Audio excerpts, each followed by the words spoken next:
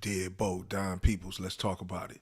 So we got to speak on this rich homie Quan, young thug situation that just surfaced in reference to rich homie Quan actually speaking with investigators in reference to his manager, Big Nut, one of the biggest bloods in the city at the time, getting assassinated back in 2015 in front of the barbershop.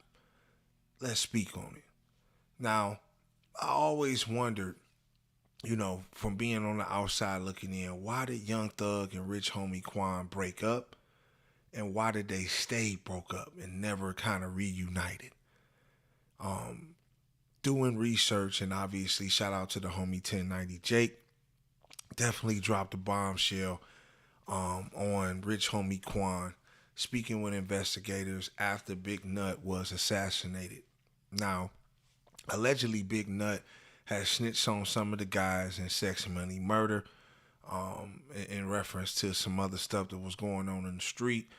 So, with Young Thug being one of the highest ranking Sex Money Murder members, you know what I mean, he obviously orchestrated his demise, allegedly.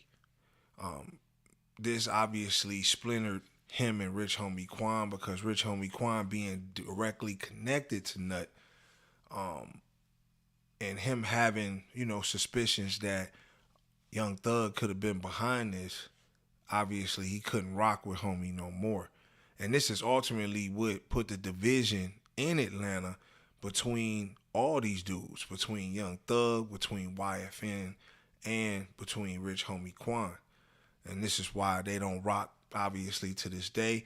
And everybody knows what's going on with YFN and YSL in the streets as far as the war that was going on based on Nuts murder.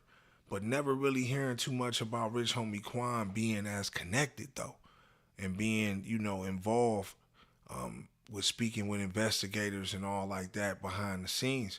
And it makes me wonder, like, did a lot of the rappers in the city know about Rich Homie Quan maybe sitting down? Because ain't nobody really rock with Quan as far as on that major level ever since they broke up the Rich Gang. And I always kind of wondered, like, what's the beef really about? You know what I mean? And just finding out, like, okay, this is what it's centered around, some real street shit. Nigga really got dropped. You know, not even knowing Rich Homie Quan was even affiliated like that, because he really never, besides when he got with YSL and Birdman, I always knew that was a little act, for the Rich Gang project. But I never really thought he was connected like that.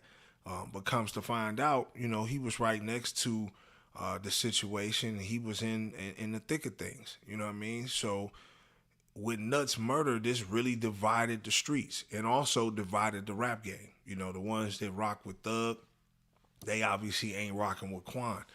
And it seems like, Quan was left on the island. But now with these audios being released, how are we going to look at Quan going forward?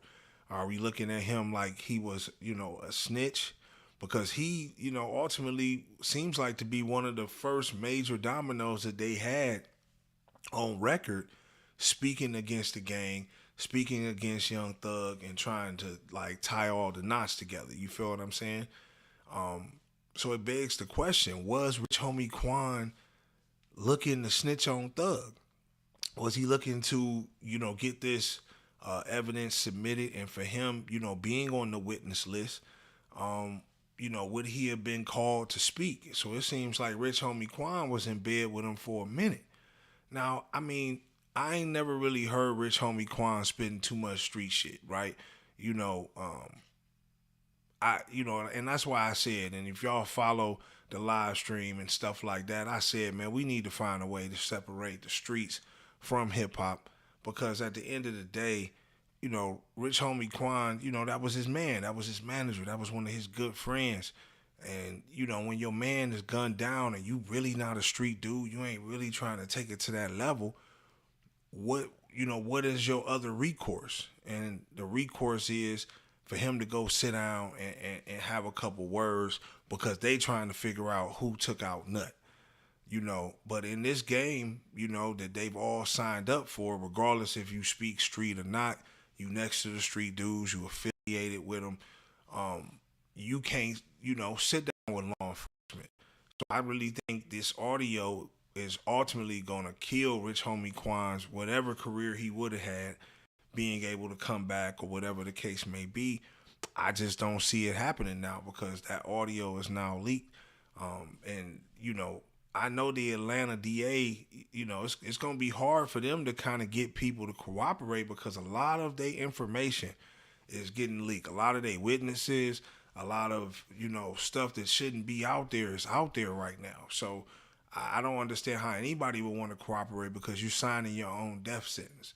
You know, this audio came out. I mean, this is like 8 years old. 7-year-old audio. You know what I mean? Like Nut was murdered in 2015.